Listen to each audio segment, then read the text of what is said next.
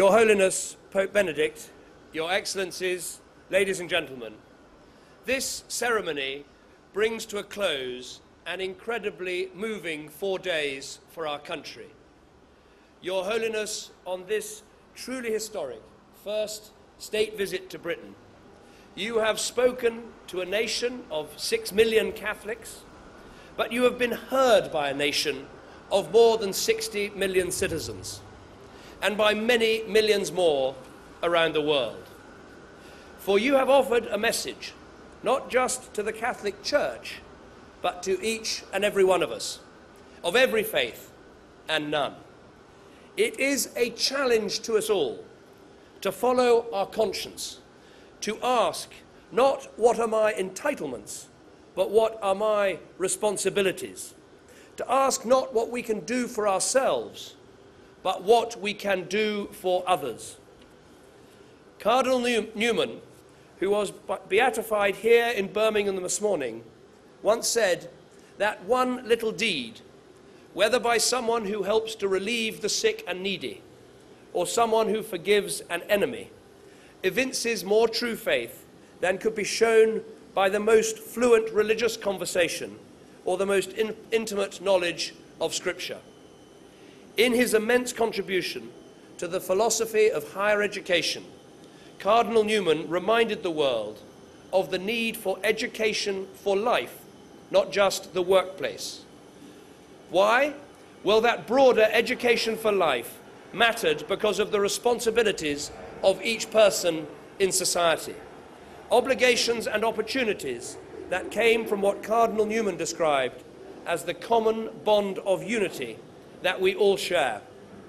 Your Holiness, this common bond has been an incredibly important part of your message to us, and it is at the heart of the new culture of social responsibility that we want to build in Britain.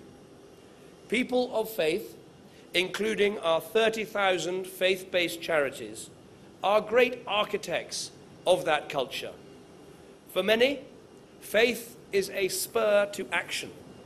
It shapes their beliefs and behavior, and it gives them a sense of purpose.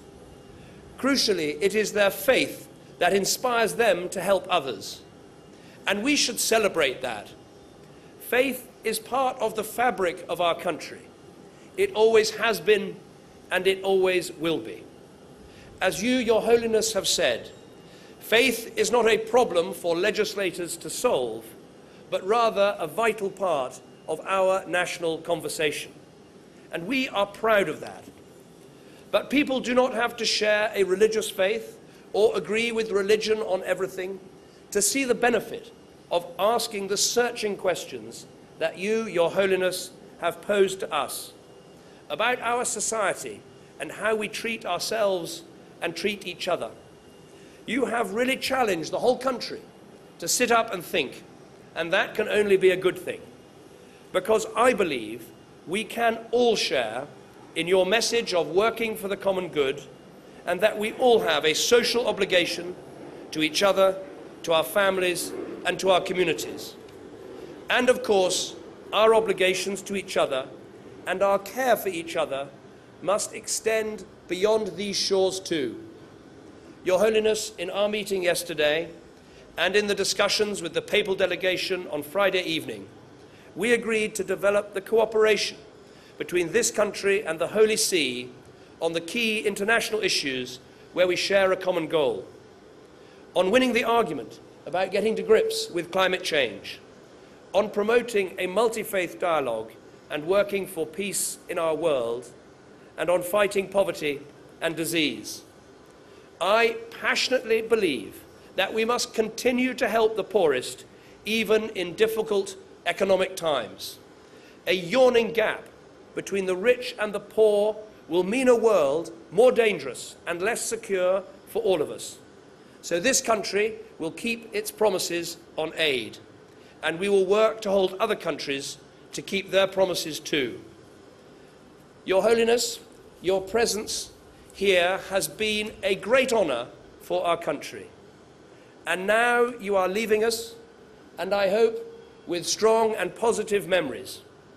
when you think of our country, think of it as one that not only cherishes faith, but one that is deeply, but quietly compassionate. I see that compassion in the incredible response to the floods in Pakistan.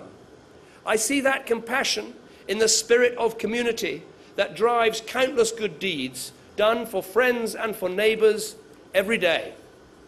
And in my own life, I see this compassion, this generosity, in the many, many kind messages that I've had as I've cradled a new daughter and said goodbye to a wonderful father. As we stand here in Birmingham to bid you farewell, let me return to the words of Cardinal Newman. The Cardinal is greatly remembered here in Birmingham for his care of its people. During a cholera outbreak in the city, he worked tirelessly among the poor and the sick. And when he himself died, the poor of the city turned out in their thousands to line the streets. Inscribed on the pall of his coffin was the motto, "Heart speaks unto heart." This has been the theme of this most special of visits. It is a reflection of the welcome that you have received. It is most definitely a fitting tribute to the words you have spoken and the sentiments you leave behind. For my part, I look forward to ever closer cooperation between the United Kingdom and the Holy See as we redouble our resolve to work for the common good, both here in Britain and with our partners abroad. But for now, can I wish you and your delegation a safe return to Rome. Thank you.